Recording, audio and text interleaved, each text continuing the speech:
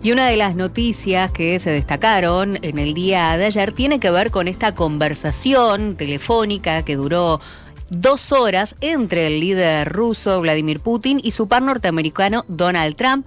Putin, después de esta charla telefónica, dialogó con la prensa y afirmó que la conversación fue franca y muy productiva. Además, le agradeció a Donald Trump el apoyo a la reanudación de las negociaciones directas entre Moscú y Kiev. Y para hablar de esta conversación, estamos en diálogo con el analista internacional Cristian Lamesa. Muy buenos días, Cristian Lamesa, Mayo Arana y Mariano Odoño, te saludamos aquí desde Radio Sputnik. ¿Cómo estás?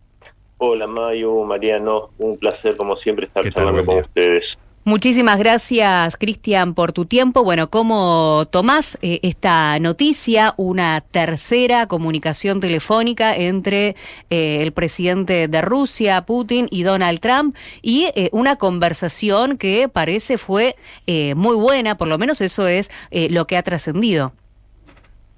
Sí, la verdad a mí no me sorprende para nada porque a pesar de lo que sostienen muchos colegas que hablan de la imprevisibilidad de Donald Trump, yo este devenir de las cosas lo vengo previendo desde antes de que el republicano acceda a la presidencia.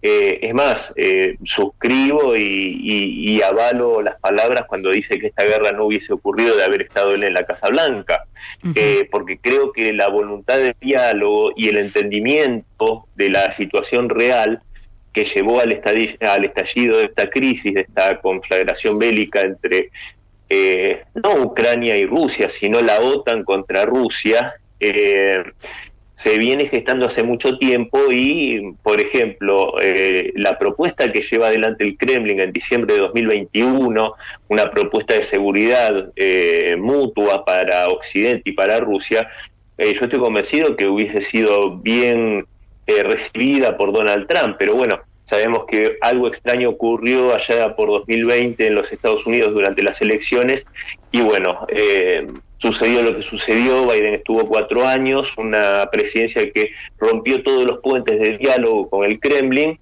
y ahora afortunadamente, repito, como se preveía, Donald Trump está reconstruyendo esos puentes. Yo creo que con Vladimir Putin tiene muchas más cosas en común de las que puede tener con Starmer, con Macron o con cualquiera de los líderes europeos y creo que realmente las perspectivas son buenas siempre y cuando pueda también poner en caja, por decirlo de algún modo, a estos europeos belicistas que lo único que quieren hacer es seguir incrementando el conflicto. Cristian, ¿y qué es lo que cambia desde el 18 de marzo, en donde en ese momento recordamos que Putin y Trump tuvieron otra charla telefónica, en ese caso fue la tercera conversación, si no me estoy equivocando, y se determinó el cese del fuego de 30 días contra estructuras energéticas, y luego Rusia denunció que Ucrania violó este alto al fuego 130 veces. ¿Qué cambia esta vez? Yo creo que lo que cambia en algún sentido es que el mismo régimen ucraniano se va desacreditando a sí mismo porque va quedando... A ver, antes durante la administración Biden todas las fechorías que hacía Zelensky eran tapadas por la prensa occidental y apañados por no solo Europa sino por la Casa Blanca.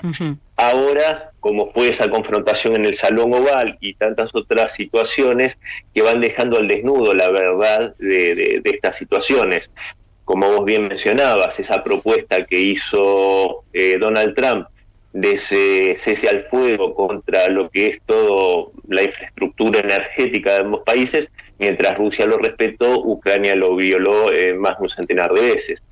Entonces yo creo que eso es lo que va cambiando en cierta medida, la paciencia, digamos, de Trump para mantener cierta equidistancia y mediar, creo que se va virando cada vez más para el lado del Kremlin, y porque del otro lado no hay voluntad. Entonces creo que eso es lo que en algún sentido puede estar cambiando. Vos fijate el nivel de diálogo al que llegan, esta conversación de 2 horas, esta conversación telefónica, en la cual una conversación de ese de esa duración telefónica no es habitual entre mandatarios de esta categoría, por las agendas que tienen. Incluso está eso que se comentó, esta anécdota que cuenta que ninguno de los dos quería terminar la conversación.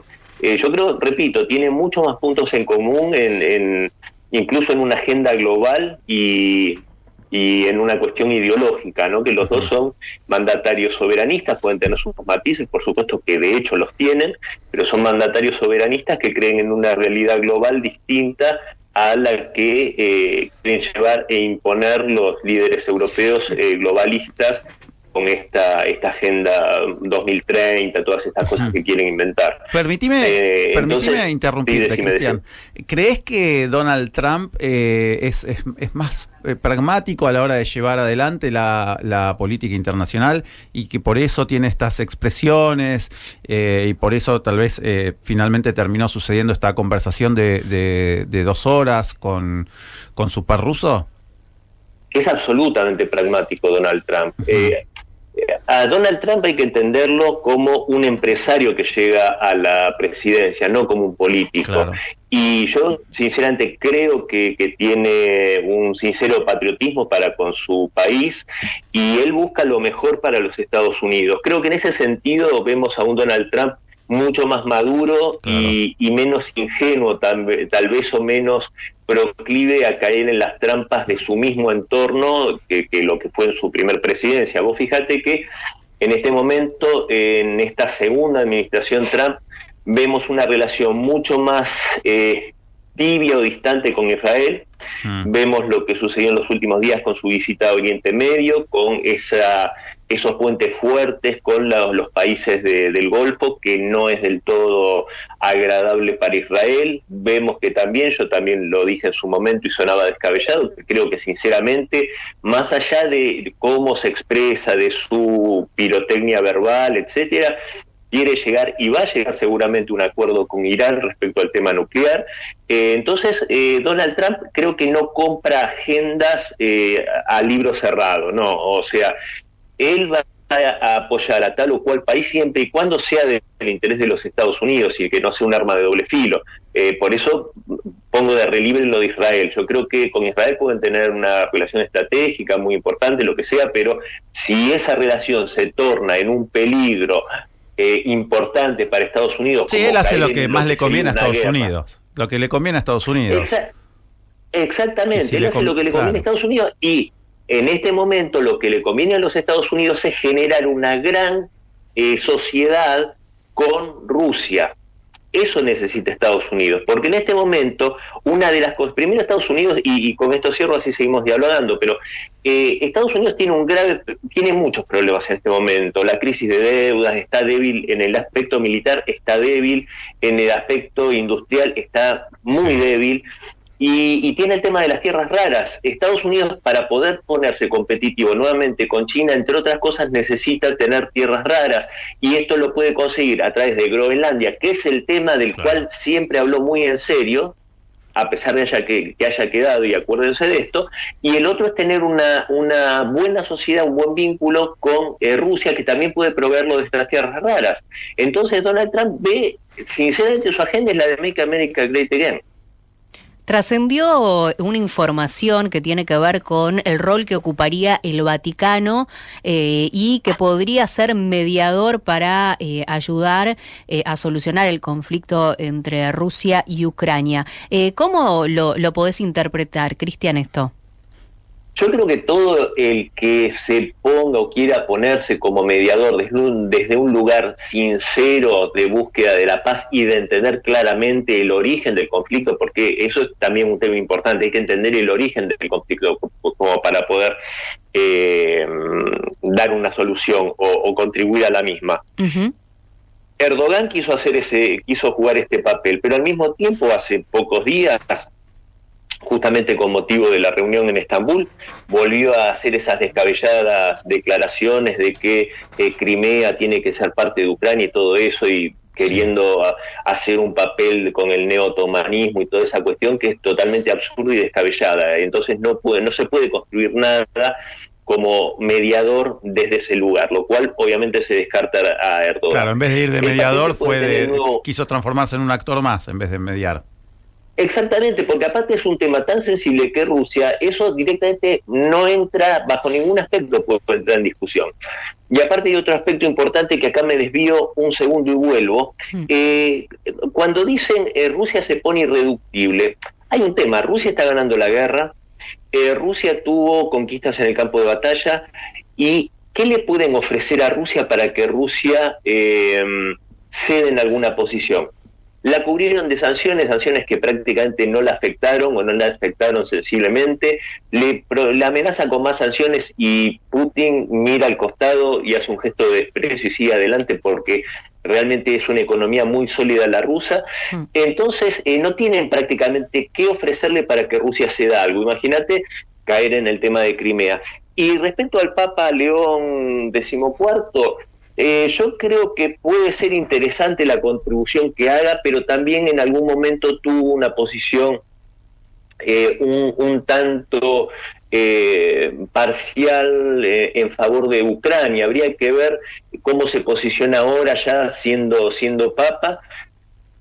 Por supuesto que sin ser católicos romanos en su mayoría, sino cristianos ortodoxos en Rusia, sí se tiene un respeto muy grande por todas las religiones y una gran consideración por el Vaticano.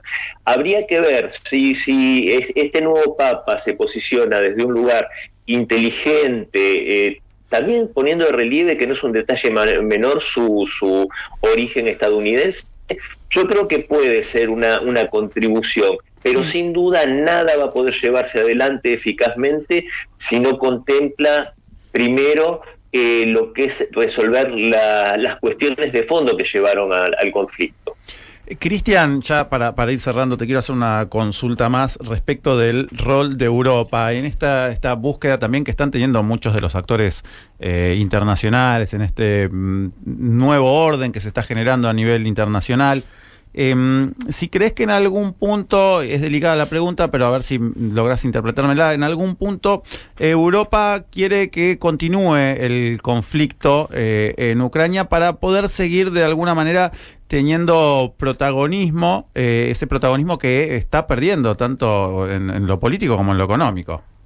Sí, es totalmente así. Europa no tiene ninguna intención de contribuir a la paz. Europa quiere incrementar el conflicto y Europa lo que quiere hacer, está buscando la forma de lograr, porque Europa sola no puede enfrentarse a Rusia, aunque tengan esa fantasía estúpida, no lo pueden hacer porque no tienen la más mínima capacidad militar para hacerlo. Entonces intentan buscar la forma de intentar que Estados Unidos esté junto a ellos, lo cual va a ser bastante difícil porque Donald Trump está, por eso lo que decía al principio, ¿no? O sea, hay muchas más afinidades entre Donald Trump y Putin que con los europeos. Las agendas son totalmente distintas y son agendas existenciales si tomamos en cuenta el globalismo y el soberanismo. Entonces, por supuesto que Europa quiere seguir teniendo influencia y el peor riesgo es que a Europa no la maneja la política, a Europa la manejan los intereses globalistas financieros, la agenda de Davos, personajes como yo siempre, para ponerle una cara, nombro a George Soros. Entonces, estos tipos que son enemigos del soberanismo, que son enemigos de las naciones y de los pueblos, por supuesto que en Rusia ven un obstáculo tremendo para llevar adelante sus políticas, sus agendas destructivas para la humanidad, porque Rusia se planta y pone su posición por delante, y a Rusia la siguen prácticamente todo África, la mayoría de Asia, China, algunos países de nuestra región que desgraciadamente están muy contaminados por estas agendas y por Estados Unidos o por el globalismo estadounidense, pero ellos tienen la fantasía de lograr doblegar y destruir a Rusia y de imponer su proyecto. Y mueven a sus marionetas. Hay que recordar que Macron no es Macron, sino que es la banca Rothschild. Hay que recordar que que la mayoría de los, entre comillas, líderes europeos vienen de los fondos de inversión o vienen de estas sociedades que son las que están detrás de todos estos proyectos. Así que eso es lo que también implica un riesgo extra, porque mal o bien la política siempre es la política, pero estos tipos tienen otros códigos y no entienden los límites. Y con esto cierro, porque hay un ejemplo y ninguno de los dos eran santos de mi devoción, pero cuando fue la crisis de los misiles en Cuba, Nikita Khrushchev y el presidente Kennedy, mal o bien eran políticos y entendían la gravedad de lo que se estaba jugando, y por eso no se llegó a una situación que puso en riesgo a toda la humanidad.